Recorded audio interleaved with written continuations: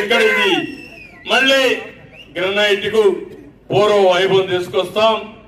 స్థానికంగా ఉండే వాళ్లే పనులు చేసుకుంటూ చేస్తాను. ఇక్కడ ఈ రోజు నేను ఒక స్టేట్మెంట్ చూశాను. జనార్దన్ నాయుడు ఒక ఆయన పక్క ఉండి ఇక్కడ కూడా ఒక షాప్ ఉంది. ఆయనకు ఒక గ్రనైట్ కంకర్ ఫ్యాక్టరీ కూడా ఉంది.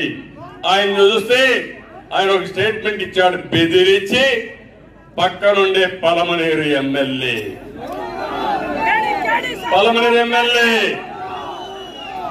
లాగేసుకున్నాడా లేదా? లాగేసుకుని ఇక్కడే ఉన్నాడు ఈయన. ఆయన చూడండి మీరు,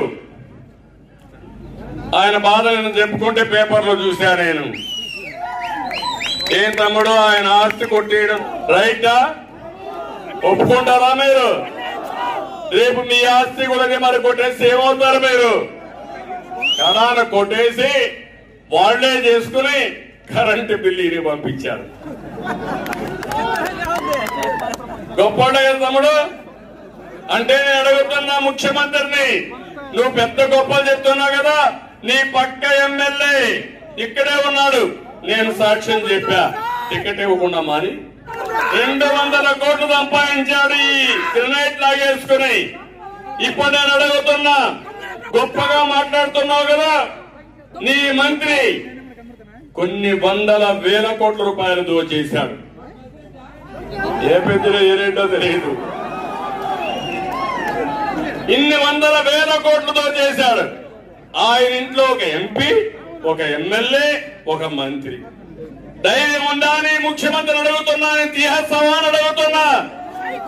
గట్టిగా చెప్పండి, తీసేయాలా లేదా? చెప్పండి కూడా చెప్పండి, తీసేయాలంటే.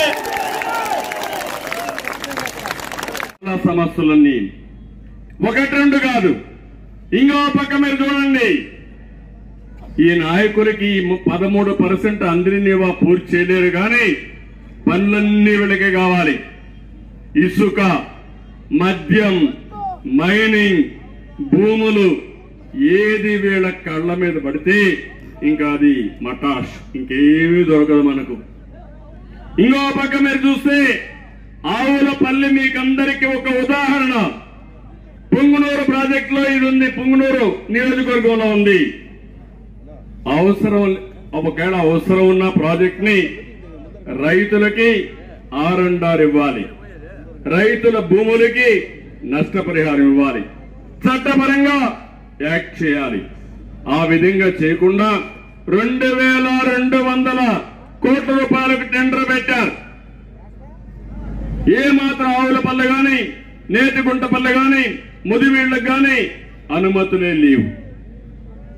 ఏదైనా ఒక ప్రాజెక్టు కట్టాలంటే దీనికి కొన్ని ఎన్విరాన్మెంట్ క్లియరెన్స్ అని, అడ్మినిస్ట్రేటివ్ క్లియరెన్స్ అని డిపార్ట్మెంట్స్ అన్ని ఒప్పుకుంటేనే కట్టాలా. అలాంటిది మొత్తం చేయకుండా అందరినీ బెదిరించి భయభ్రాంతులు చేసి ఆ ప్రాజెక్టు కడితే వాళ్ళు కోర్టుకు వెళ్లారు. రైతులంతా చందాలు వేసుకుని గ్రీన్ ట్రిబ్యునల్కి వెళ్లారు. వాళ్ళది అన్యాయం, చట్ట వ్యతిరేకం, ఇది చేయడానికి వీల్లేదు అని 100 కోట్ల రూపాయలు ఫైన్ వేశారు. కడాన సుప్రీంకోర్టు వరకు పోరాడారు.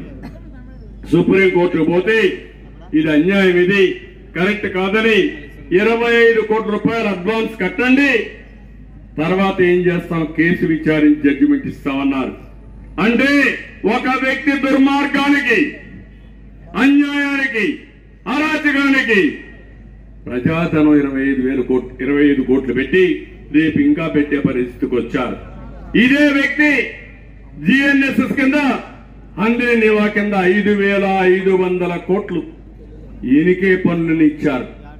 వీళ్ళు మామూలుగా తమ్ముళ్ళు దోపిడీ దొంగలు, వీళ్ళు గజ దొంగలు. వీళ్ళు రాష్ట్రాన్ని లూటీ చేయడానికే అధికారానికి వచ్చామని ఆలోచిస్తున్నారు తప్ప ప్రజల కోసం కాదని మీ అందరికీ విజ్ఞప్తి చేస్తున్నా. ఈ రెంటుల్లో చూస్తే దగ్గర 1500 కోట్ల రూపాయలు పని చేయకుండా డబ్బులు తీసుకున్నారు. నేను ఒకటే హామీ ఇస్తున్నా, ఏ ఒక్కడిని వదిలిపెట్టాను. మిమ్మల్ని అందరినీ బొక్కిన డబ్బులంతా కక్కిచ్చే బాధ్యత నాదని మీ అందరికీ హామీ ఇస్తున్నా. ఇక్కడ మన నియోజకవర్గం ఉంది, మీరు ఒకసారి చూడండి ఎన్ని అన్యాయాలు. ఇక్కడే ఇప్పుడు రాళ్ల బదుగూరు సాధు గ్రామం 35 ఎకరాలు డీకేటీ భూమి వైసీపీ నాయకులు కబ్జా చేశారు. అవునా కాదా అని అడుగుతున్నా మిమ్మల్ని. ఇవే కాకుండా 1-2 కాకుండా ఈరోజు ఇక్కడనే వైసీపీ మండల పార్టీ కన్వీనర్ బుల్లెట్ దండపాణి అంట పెద్దగా పుడంగి నల్లగుట్ట దగ్గర 4 ఎకరాల ప్రభుత్వం కొట్టేశాడు. అబకల తొట్టి దగ్గర ఈశ్వరుని దేవాలయం, తమ్ముళ్ళు దేవాలయాలకి దేవుడికే దిక్కు లేకుండా చేస్తున్నారు ఈ దుర్మార్గులు. అక్కడ కబ్జా చేశారు భూమి అంతా. ఇంకో పక్క ఎంపీ నిధులతో బస్ షెల్టర్ కడితే వీళ్ళ భూమికి జాగా కావాలని ఈ మండల కన్వీనర్లంతా ఆ బస్ షెల్టర్ కొట్టేసే పరిస్థితికి వచ్చారు. ఇంకో పక్క చెంగుబెల్ల పంచాయతీలో పొలానికి దారి కోసం వీళ్ళందరినీ చూస్తే చెరువు అందు కూడా షెడ్లు నిర్మించి మొత్తం వీళ్ళు ఇష్ట ప్రకారం చేసే పరిస్థితికి వచ్చారు. 7వ మైలు పక్కనే 6.65 సెట్ల భూమిని స్వాధీనపరుచుకుని షాపింగ్ కాంప్లెక్స్ కట్టేశారు.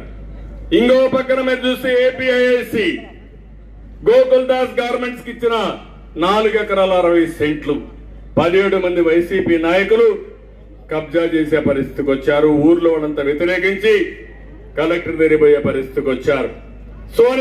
సోనిశెట్టి గారి పనిలో వైసీపీ నాయకులు అక్రమైనింగ్ చేస్తే ప్రజలే తిరుగుబాటు చేసి అడ్డుకునే పరిస్థితికి వచ్చారు.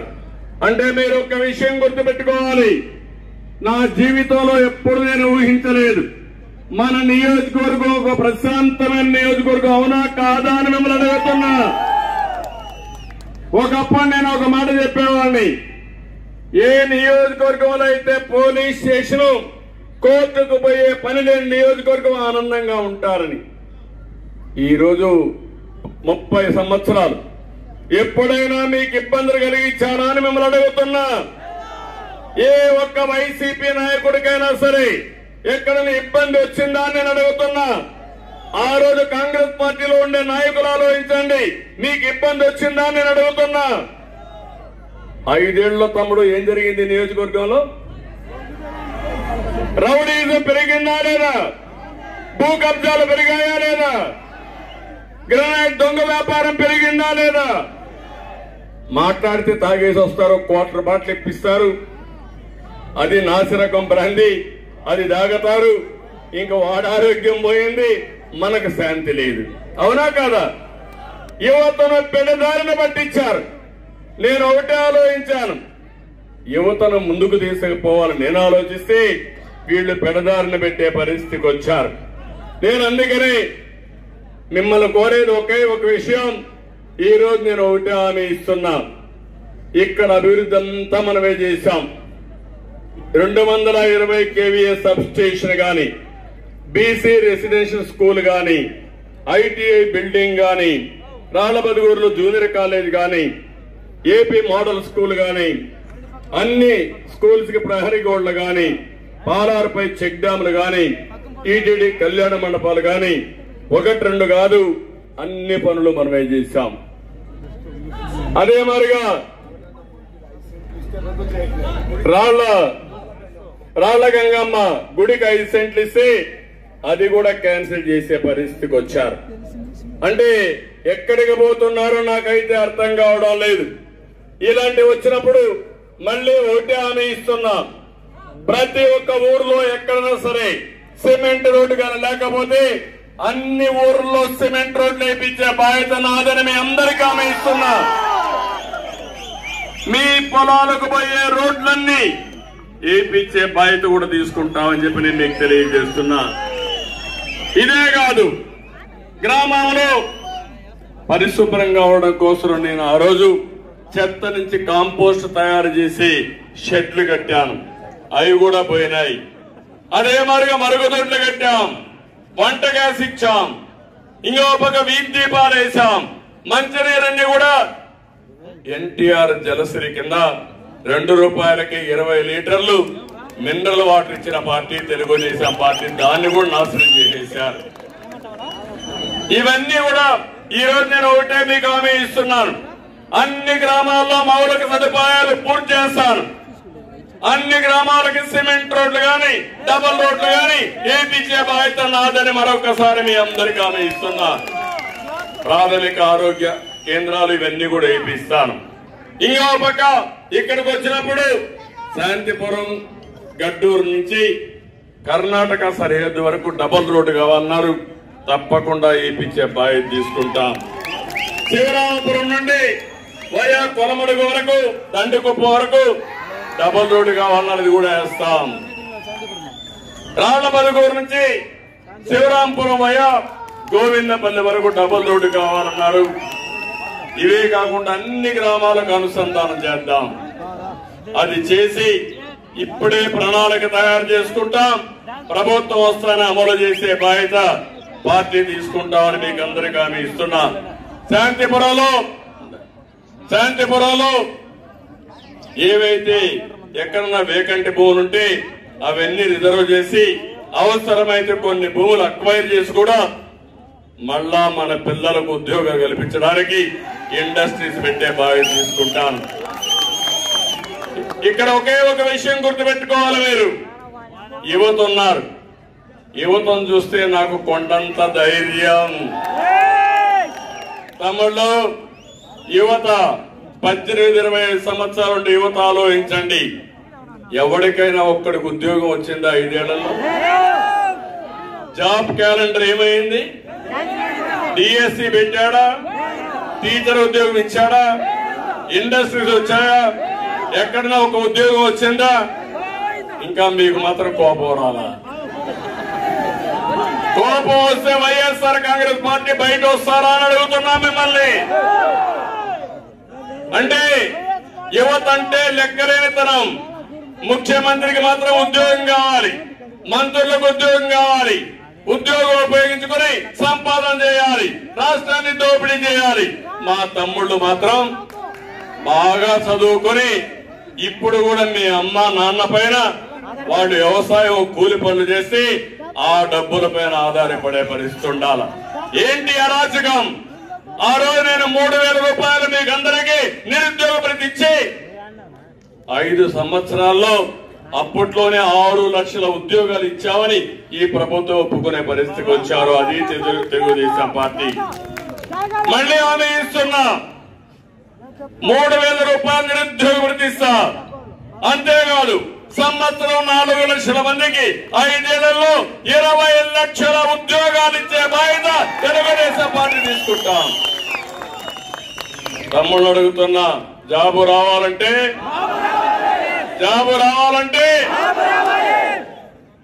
మళ్ళీ బాబు రావాలంటే మీరేం చేయాలి?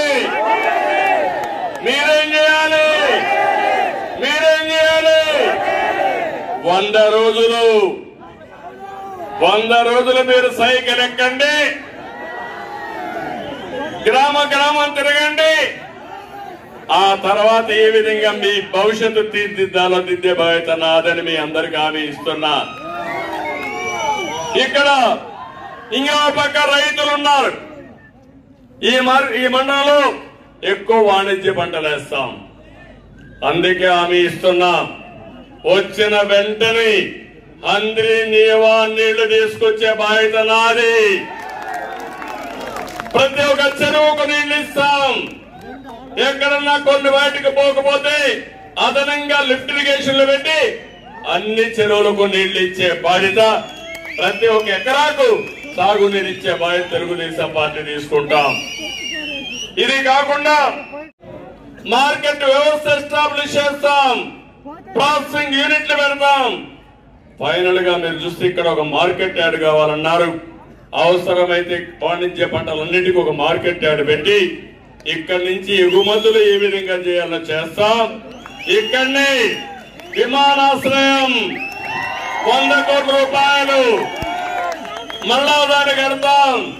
కట్టి మీరు ప్రయాణానికి వెళ్ళాలన్నా లేకపోతే కార్గో పెట్టి మీరు పండించిన పంటలు ప్రపంచం మొత్తం పంపించాలన్నా ఏర్పాటు చేసే బాధ్యత తెలుగుదేశం పార్టీ తీసుకుంటాం. మళ్ళీ రైతు రాజ్యం వస్తుంది. రైతే రాజు అవుతాడు. అన్నదాత కింద ప్రతి ఒక్కరికి 20,000 రూపాయలు సంవత్సరానికి ఇచ్చే బాధ్యత నేను తీసుకుంటా. మళ్ళా డ్రిప్ ఇరిగేషన్ ఇస్తా. మళ్ళీ రైతు చేసే వ్యవసాయానికి అండగా నేను ఉంటానని మీ అందరికీ హామీ ఇస్తున్నా. ఇంకో పక్క బండపల్లి 66, 64 పెద్దూరు, రాళ్ల మధుగూరు, కోనేరు కుప్పం ప్రాంతంలో ఎక్కువ గ్రనైట్ ఉంది. నిన్న మొన్న అడుగుతున్నారు, ఒక ఆయన ఒక సజెషన్ ఇచ్చాడు. ఏదైనా కానీ ఈ గ్రనైట్ అంతా హిస్టారికల్ గా మాన్యుమెంట్స్ అన్ని మంచి ఆర్కిటెక్చర్ తయారు చేసి కళలుండే వ్యక్తులు మన కుప్పంలో ఉన్నారని, దీనికి కానీ మంచి సైట్ ఇస్తే అక్కడనే తయారు చేసి మార్కెట్ చేసుకుంటారని కూడా అన్నారు. నేను ఒకటే చెప్తున్నా, దొంగలు ఇచ్చిన దొంగల యొక్క లెక్కలు కక్కిస్తా, వీళ్ళు ఏం చేయాలో మళ్ళా రికవర్ చేపిస్తా. ఆ మంత్రిని కూడా హెచ్చరిస్తున్నా, నీ ఇష్ట ప్రకారం చేయడం కాదు, ఈ రోజు నీది, రేపు ప్రజలది. ఆ ప్రజా ప్రభుత్వంలో నిన్ను శిక్షించే బాధ్యత తెలుగుదేశం పార్టీ తీసుకుంటామని కూడా చెప్తున్నా. ఇక్కడ ఇది మళ్ళీ గ్రనైట్ కు పూర్వ వైభవం తీసుకొస్తాం. స్థానికంగా ఉండే వాళ్లే పనులు చేసుకుంటూ చేస్తాను. ఇక్కడ ఈ రోజు నేను ఒక స్టేట్మెంట్ చూశాను. జనార్దన్ నాయుడు ఒక ఆయన పక్క ఉండి ఇక్కడ కూడా ఒక షాప్ ఉంది. ఆయనకు ఒక గ్రనైట్ ఇది ఉంది, కంకర ఫ్యాక్టరీ కూడా ఉంది. ఆయన చూస్తే ఆయన ఒక స్టేట్మెంట్ ఇచ్చాడు, బెదిరించి పక్కనుండే పలమనేరు ఎమ్మెల్యే లాగేసుకున్నాడా లేదా? లాగేసుకుని ఇక్కడే ఉన్నా. ఈయనే ఆయన చూడండి మీరు,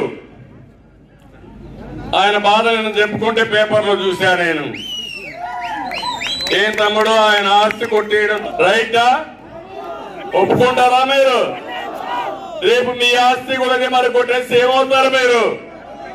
కడాన కొట్టేసి వాళ్లే చేసుకుని కరెంటు బిల్లు పంపించారు. గొప్పవాళ్ళే కదా తమ్ముడు. అంటే నేను అడుగుతున్నా ముఖ్యమంత్రిని, నువ్వు పెద్ద గొప్పలు చెప్తున్నావు కదా, నీ పక్క ఎమ్మెల్యే ఇక్కడే ఉన్నాడు, నేను సాక్ష్యం చెప్పా, టికెట్ ఇవ్వకుండా మారి 200 కోట్లు సంపాదించాడు ఈ గ్రనైట్ లాగేసుకుని. ఇప్పుడు నేను అడుగుతున్నా, గొప్పగా మాట్లాడుతున్నావు కదా, నీ మంత్రి కొన్ని 100,000 కోట్ల రూపాయలు దోచేశాడు. ఏ పెద్దలో ఏరేంటో తెలియదు. ఇన్ని 100,000 కోట్లు దోచేశాడు. ఆయన ఇంట్లో ఒక ఎంపీ, ఒక ఎమ్మెల్యే, ఒక మంత్రి. ధైర్యం ఉందా అని ముఖ్యమంత్రిని అడుగుతున్నా, తీసేస్తావా అని అడుగుతున్నా. గట్టిగా చెప్పండి, తీసేయాలా లేదా? చెప్పండి కూడా చెప్పండి, తీసేయాలంటే. అంటే నీ భాగస్వాములకు మాత్రం, నీ వాటా అంటే కమిషన్ ఏజెంట్లకు మాత్రం ఏమి చేయవు. నువ్వు పేదలు పరుస్తావు. నేను అడుగుతున్నా, ఈరోజు ఎమ్మెల్యేలు చెడిపోయారంటే, ప్రజా ద్రోహులుగా మారారంటే, ప్రజల్ని దోచుకున్నారంటే దానికి కారణం ఎవరు? కారణం ఎవరు? కారణం ఎవరు? మారాలి రాష్ట్రంలో, ఎవరు మారాలి? పోవాలి. ఏంటి టెన్షన్? నాకు అనిపిస్తుంది, నిన్న చూశాను సాక్షి విలేకరి, సాక్షాత్తు సాక్షి విలేకరులు హెచ్చర్లో ఎమ్మెల్యే కిరణ్ కుమార్ వేధిస్తున్నాడని ఆత్మహత్య చేసుకుని చనిపోయాడు. ఎవరో కాదు, సాక్షి విలేకరే.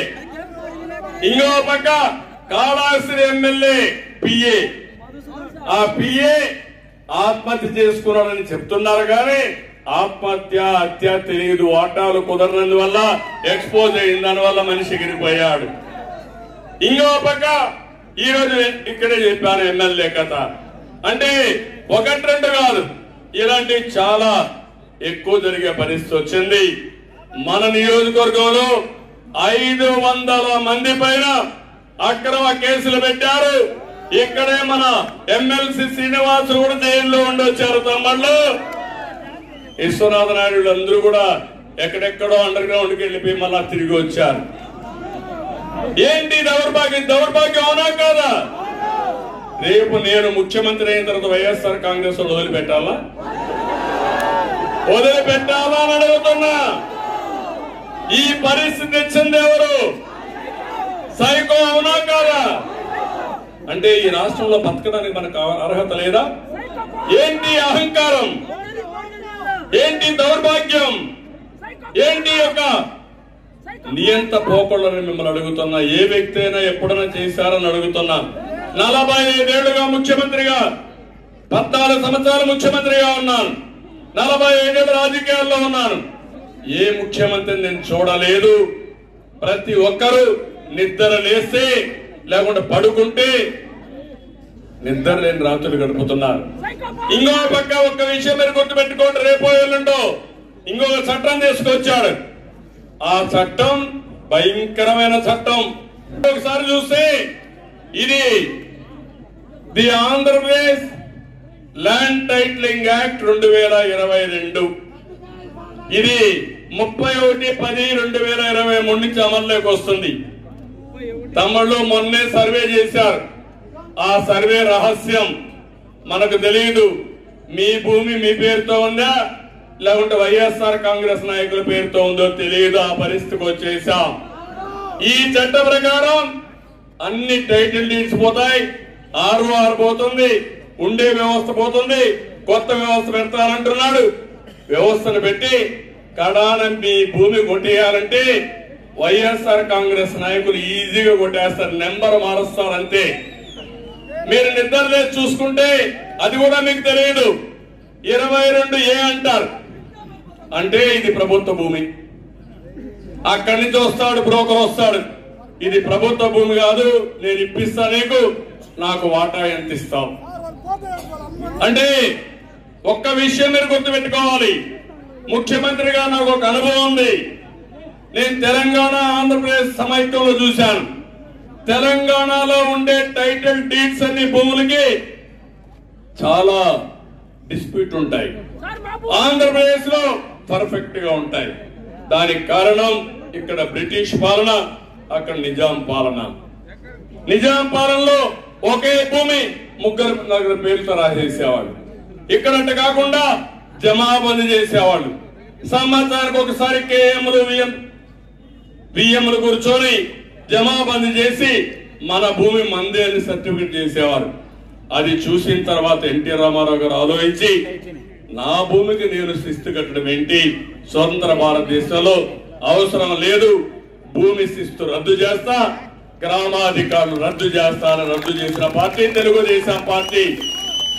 ఇప్పుడు ఆ వ్యవస్థను రద్దు చేస్తే ఈ సైకో జగన్మోహన్ రెడ్డి వచ్చి కొత్త వ్యవస్థను తెస్తాడంట. అంటే ఆయన గుప్పిట్లో పెట్టుకుంటాడు. నాకు ఓటేస్తే నీ భూమి నీ పేరుతో ఉంటుంది, నాకు వాటా ఇస్తే నీ భూమి నీకుంటుంది, నాకు వాటా ఇవ్వకపోతే నీ భూమి నా చేతుల్లో లెక్కలు మారిపోతాయి అనే పరిస్థితికి వచ్చాడు. ఒక్కసారి చదవండి ఈ యాక్ట్ ని. ఏదైనా ఇంత భయంకరమైన యాక్ట్ వచ్చినప్పుడు, ఒక నల్ల చట్టం వచ్చినప్పుడు 10 మందితో చర్చించాలా. నాకే తెలియదు, చూస్తే భయం వేస్తా ఉంది. రేపు రాబోయే రోజుల్లో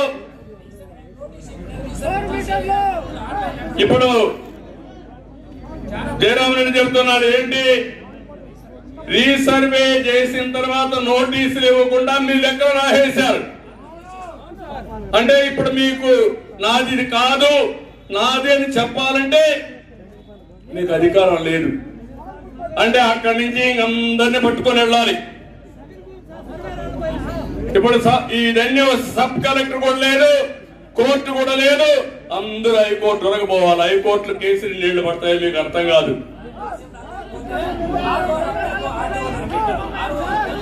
RORకి తహసీల్దార్ తెలిపోతే RDO తెలిపోవాలి. ఇప్పుడు ఇదైతే RDO కూడా అధికారం ఉండదు. అంటే నేను ఒకటే చెప్తున్నా, మీరందరూ ఎన్టీ రామారావు ఇందిరాగాంధీ ప్రభుత్వం ఇంకా రంగంలో అదనంగా రెవెన్యూ యాక్ట్ ఉంటుంది. సీఎం జగన్ అప్పుగా సార్ పోటీ చేశారు. వాడు ఎవరు సార్? వాడు సెటిల్మెంట్ అంటే వాళ్ళు రాజారెడ్డిదే.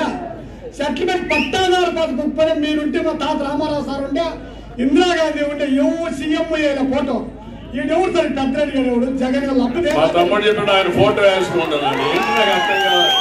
మీ తాత సెటిల్మెంట్ ల్యాండ్ సార్, మీ ముత్తాత సెటిల్మెంట్ ల్యాండ్ మీ వారసత్వంగా వచ్చిన భూమికి ఈయన దాతమారిగా ఆయన ఫోటో వేసుకొని ఆ ఫోటో మీరు చూడాలి. మీ నాయన ఫోటో వేసుకోరు కానీ, మీ తాత ఫోటో వేసుకోరు కానీ ఈయన ఫోటో వేసుకోవాలి.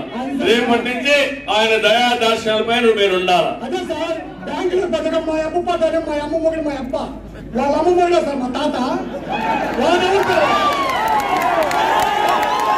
అదే జరుగుతా ఉంది. ఇప్పుడు చాలా భయంకరమైన పిచ్చి రాజ్యం వచ్చింది. పిచ్చోడి చేతుల్లో రాయి ఉంటే ఏం జరుగుతుంది తమ్ముళ్ళు? అతను కొట్టుకుంటాడు. ఆ పరిస్థితి ఏం చేసి రావాలి. ఇప్పుడు దగ్గర పెట్టుకోండి. పట్టాదారు పాస్బుక్ ఇచ్చినారు వాళ్ళు ఏం చేస్తున్నారంటే సర్వేకి వచ్చినారు. మొత్తం జగనన్న రాళ్ళు వేసినారు, జగనన్న పేరు వేసేసి సర్వే రాళ్ళు వేసేసినారు. ఇప్పుడేం మీరు చెప్తా ఉన్నారు చట్టము ఇది ఎట్లా సార్ వాళ్ళంటే, ఇప్పుడు లాయర్లు స్ట్రైక్ చేస్తా ఉన్నారు సార్. వాళ్ళు ఏం చెప్తా ఉన్నారంటే లాయర్లు, సార్ ఈ రెవెన్యూ చట్టాన్ని ఎంఆర్ఓకును ఇది ఆర్డీఓకి ఇచ్చేసినారు. ఆర్డీఓ కోర్టులో తెలుసుకోవాలనుకుంటా ఉన్నారు. రేపు గవర్నమెంట్ వస్తే వాళ్ళ మనుషులే ఆర్డీఓలు అవుతారు, వాళ్ళ మనుషులే తహసీల్దార్లు అవుతారు సార్. రేపు వాళ్ళు ఎవరు పేరు చెప్తే వాళ్ళ పేరు పైన భూమి అయిపోతుంది సార్. ఇది మీరు చెప్పిన చట్టం నిజం సార్. ఇది కాదు అంటే ఇప్పుడు ఇంకో పని కూడా ఉంది, మీరు గుర్తుపెట్టుకోవాలి. అందరూ రైతులంతా గుర్తుపెట్టుకోవాలి. కంప్యూటర్ అంతా కూడా చాలా మంచిది. నేనే నేర్పించా కంప్యూటరైజేషన్ ఉండాలి, ఐటీ ఉండాలని. కానీ ఆ కంప్యూటర్ కానీ దుర్మార్గుల చేతుల్లో ఉంటే ప్రజలెవ్వరికి రక్షణ లేదు. ఇప్పుడే చెప్పాడు తమ్ముడు, ఇప్పుడు ఒక మాట అన్నాడు. రేపు ఎంఆర్ఓకి అధికారం లేదు, ఆర్డీఓకి వస్తుంది, వాళ్ళు మనుషులు పెడతారు. వాళ్ళకు కూడా కాదు, ఆ నుంచి అప్పీలుకు పోవాలంటే కొత్త వ్యవస్థ తీసుకొచ్చి వాళ్ళు అనుకున్న వ్యక్తుల్ని ప్రైవేట్ వ్యక్తుల్ని పెడతారు. ఇప్పుడు మైనింగ్ ఉంది, ఎవరున్నారు తెలుసా? మన రాష్ట్రంలో ఉండే ఐఏఎస్ ఆఫీసర్ కాదు, డైరెక్టర్ ఎక్కడి నుంచో వచ్చారు. రేపు గవర్నమెంట్ రాకముందే పారిపోవాలని చూస్తున్నారు. చేసే తప్పులన్నీ చేసి పారిపోవాలని చూస్తున్నారు. రేపు మీ ఆస్తులన్నీ వేరే వాళ్ళకి రాసేస్తే ఇంకా తమ్ముళ్ళు మీ భవిష్యత్తు ఇంకా అంధకారం. మీ ఇల్లు మీ పేరుతో లేదు, మీ భూమి మీ పేరుతో లేదు, ఇంకేమీ ఉండే పరిస్థితి లేదు. అలాంటి భయంకరమైన చట్టాన్ని ఒకసారి చదవండి, నేను కూడా చదువుతా. తప్పకుండా దీన్ని లాజికల్ గా తీసుకుపోవాల్సిన అవసరం ఉంది. ఇంకో పక్క ఈ రోజు మీరు చూస్తే ఇక్కడ ఒక స్టేడియం కావాలన్నారు. ఆ స్టేడియం కూడా ఇప్పిస్తానని చెప్పి నేను మీకు తెలియజేస్తున్నా, ఆడుకోవడానికి. ఇంకో పక్క ఇక్కడ చాలా మంది తెలుగుదేశం పార్టీ వాళ్ళు పనులు చేసి బిల్లులు రాకుండా వాళ్ళతో ఆడుకున్నాడు. వాళ్ళు కూడా చాలా అవస్థపడ్డారు.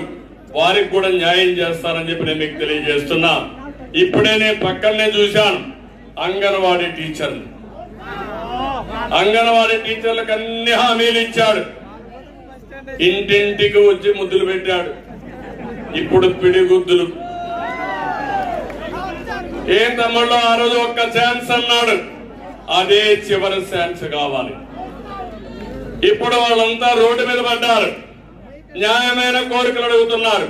నేను దిగాను, వెళ్ళాను, నాకు ఒక మెమరాండం ఇచ్చారు. నేను ఆ రోజు అంగన్వాడీ స్టాఫ్ కు న్యాయం చేసిన పార్టీ తెలుగుదేశం పార్టీ. వాళ్ళ కష్టాలు గుర్తించాను. నేను హామీ ఇచ్చినవే కాకుండా చాలా వరకు 4,000 రూపాయల జీతం ఉంటే 10,500కు పెంచిన పార్టీ తెలుగుదేశం పార్టీ. మళ్ళీ వారికి అందరికి హామీ ఇస్తున్నాం. మీరు పోరాడేది న్యాయమైన కోరికల కోసం పోరాడుతున్నారు. తప్పకుండా తెలుగుదేశం పార్టీ మీకు అండగా ఉంటాం. రేపు ప్రభుత్వం వస్తే మీ సమస్యల పరిష్కారం చేసే బాధ్యత తెలుగుదేశం పార్టీ తీసుకుంటాం. సమాజంలో ప్రతి ఒక్కరికి న్యాయం జరగాలి, ప్రతి ఒక్క వ్యక్తికి న్యాయం జరగాలి. న్యాయం జరగడమే కాదు, న్యాయం జరిగిందనే విశ్వాసాన్ని కల్పించవలసిన బాధ్యత ప్రభుత్వాన్ని. పెట్టి చాకరీ చేయించుకోవడం కాదు, బానిసలుగా చూడడం కాదు, ప్రజల్ని గౌరవంగా చూసే బాధ్యత తీసుకునే బాధ్యత ప్రభుత్వాన్ని. ఈ దుర్మార్గ ప్రభుత్వంలో కడాన వాడ నాయకులకి కార్యకర్తలు కూడా గౌరవం లేదు తమ్ముళ్ళు. ఆ విషయం మీరు గుర్తుపెట్టుకోవాలి. వాళ్ళకు భవిష్యత్తు లేదు, వాళ్ళకు గౌరవం లేదు. ఈ రోజు రాష్ట్రం మొత్తం నష్టపోయింది. నేను అందుకే మిమ్మల్ని అందరినీ ఒకటే అడుగుతున్నా, ఈ రాష్ట్రాన్ని కాపాడుకోవడానికి మళ్ళా తెలుగు జాతిని భవిష్యత్తు దారి మళ్లించడానికి ఇంటికొకరు తయారు కావాల్సిన అవసరం ఉంది. సిద్ధంగా ఉన్నారా అని మిమ్మల్ని అడుగుతున్నా. భయపడింది భవిష్యత్తు లేదు. ఇంకో పక్క నేనేదో అది ఇచ్చా ఇది ఇచ్చానంటున్నాడు. ఈ రోజు కూడా చూడండి, వసతి గృహాలకి అంటే ఎవరన్నా చదువుకుంటే వాళ్ళకందరికీ స్కాలర్షిప్లు ఇచ్చేవాళ్ళం. మనం నేరుగా కాలేజీకి ఇచ్చాం, నేరుగా పిల్లలకి ఇచ్చాం. ఈ రోజు తల్లుల పేరుతో ఇస్తారని పెద్ద అడ్వర్టైజ్మెంట్ చేసుకుని ఇచ్చేది గోరింత, పబ్లిసిటీ మాత్రం కొండంత. అంటే ప్రజల్ని మభ్యపెట్టడానికి ప్రయత్నం చేస్తున్నాడు. నేను అడుగుతున్నా ఇక్కడ ఉండేవాళ్ళని, ఒక విద్యార్థి, ఒక మహిళ, ఒక పేదవాడు, ఒక రైతు, ఒక భవన నిర్మాణ కార్మికులు, మీరు ఒకసారి కంపేర్ చేయండి. మీ ఆదాయం పెరిగిందా, మీ ఖర్చులు పెరిగాయా అని మిమ్మల్ని అడుగుతున్నా. ఖర్చులు పెరిగాయా లేదా? ఆదాయం పెరిగిందా? అప్పుల పాలయ్యారా లేదా? నిత్యావసర వస్తువుల ధరలు పెరిగాయి, అన్ని కూడా పెరిగిపోయినాయి. అన్ని పెరిగిపోయి కరెంటు ఛార్జీలు పెరిగాయి, పెరుగుతూనే ఉన్నాయి. ఆర్టీసీ రేట్లు పెరిగాయి. కడాన ఆయన ఇచ్చే 5,000, 10,000 రూపాయలు ఏ మూల కూడా చాలే పరిస్థితి లేదు. నేను ఒకటే చెప్తున్నా, సంపద సృష్టిస్తాం, ఆదాయాన్ని పెంచుతాం. మళ్ళీ ఆదాయాన్ని మీకు సంక్షేమ కార్యక్రమాల ద్వారా ఇప్పుడు ఇచ్చేదానికంటే బెటర్ గా ఇచ్చే బాధ్యత నాది. అభివృద్ధి కూడా చేస్తాం. అభివృద్ధి కూడా చేసి మళ్ళీ రాష్ట్రంలో యువతకు ఉద్యోగాలు ఇప్పిస్తాం. అన్ని కార్యక్రమాలు చేస్తామని చెప్పి కూడా నేను మీకు తెలియజేస్తున్నా. ఇక్కడ రెస్కో ఉద్యోగాలు కూడా అమ్మేసుకునే పరిస్థితికి వచ్చారు. 1-2 కాదు, ఇంకన్నీ, ఇంకేమి మీకు 20 లక్షలు 10 లక్షలు అమరుగా. కడాన మీరు చూశారు, గంగమ్మ గుడి చైర్మన్ పోస్ట్ కూడా అమ్ముకుంటే డబ్బులు అడిగితే అతను ఇవ్వలేక పోస్ట్ పోయి కడాన రైలు కింద పడి చనిపోయే పరిస్థితి వచ్చాడంటే అరాచకానికి పరాకాష్ట కాకుండా ఏంటో ఒక్కసారి ఆలోచించండి. అందుకే ఇలాంటి దుర్మార్గులు ముఖ్యమంత్రి కాదు, రాజకీయాలకే అర్హత లేదు. నేను ఒకటే చెప్తున్నా, కులం లేదు, మతం లేదు, ప్రాంతం లేదు, రాష్ట్రం అంతా ఈ ప్రభుత్వ బాధితులే మీరందరూ. అందుకే ఒకే మాట, ఈ 3 నెలలు 100 రోజులు వైసీపీ పోవాలి, రాష్ట్రం బాగుపడాలి, సమాజాన్ని ముందుకు తీసుకుపోవడం కోసం ప్రతి ఒక్కరూ ముందుకు రావాల్సిందిగా నేను కోరుకుంటూ, మరొక్కసారి ఈ రోజు మీరు చూపించిన అభిమానం నేను ఒక మెసేజ్ ఇవ్వాలనుకున్నాను. మళ్ళీ చెప్తున్నా, 35 సంవత్సరాలు ఏ విధంగా అభివృద్ధి చేశారో రాబోయే 5 సంవత్సరాలు అంత అభివృద్ధి చేసి మీ రుణం నేర్చుకునే బాధ్యత నాది. దీనికి ప్రత్యేకంగా ఒక ప్రణాళిక తయారు చేస్తా, ఆ ప్రణాళిక అమలు చేస్తా, ప్రతి ఒక్క ఇంటి విషయాలు ఆలోచిస్తా. సమాజమే కాదు, 10 రూపాయలు ఇచ్చి వదిలిపెట్టడమే కాకుండా పేదవాళ్ళకు అండగా ఉండి, నిరుపేదలకు తోడుగా ఉండి, మీ ఆదాయాన్ని పెంచే మార్గం ఆలోచించి, రాష్ట్రంలో నేను ఒకటి ఆలోచించాను, పేదరికం లేని సమాజాన్ని చూడాలనేది నా జీవితాశయం. అది ఎన్టీ రామారావు గారి యొక్క లక్ష్యం. దాన్ని సాధించే వరకు మీకు అండగా ఉంటానని మరొక్కసారి తెలియజేసుకుంటూ, అందరికీ పేరు పేరున మనస్ఫూర్తిగా నమస్కారాలు తెలియజేసుకుంటూ, నేను అడుగుతున్నా, నేను చెప్పింది మీకు అర్థమైందా? అది జరగాలంటే ఏం చేయాలి? 1,00,000 ఓట్ల లక్ష్యం. దానికి ఒప్పుకుంటున్నారా మీరంతా అడుగుతున్నా? ఒప్పుకుంటే చేతుల పైకెత్తండి, గట్టిగా చప్పట్లు కొట్టండి. రాష్ట్రంలోనే అతిపెద్ద మెజారిటీ వచ్చే నియోజకవర్గ కుప్పాన్ని మనం చూడాలి.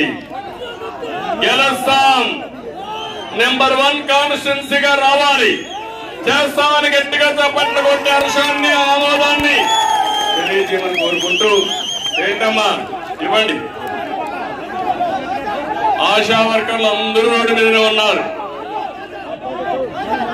పారిశుద్ధ కార్మికులు, ఆశా వర్కర్లు, గురుకుల పాఠశాల వీళ్ళందరూ రోడ్డు మీద ఉన్నారు.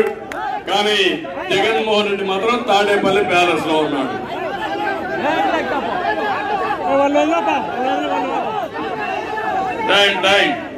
వర్కర్స్ అంతా కూడా వాళ్ళ యొక్క డిమాండ్స్ అన్ని చేశారు.